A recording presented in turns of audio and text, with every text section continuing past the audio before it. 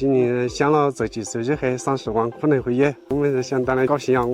这2天是加工高峰期，每天加工开支都要10多个小时，每天进来货都吧有40-50吨，加工好要快点发走。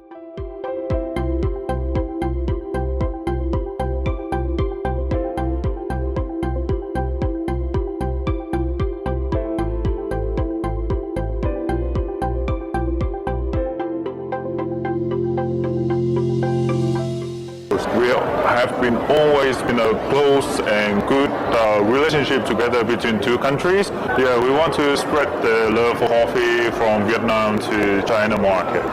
I think Yunnan coffee have a lot of potential, not just in China market, but also in international market also.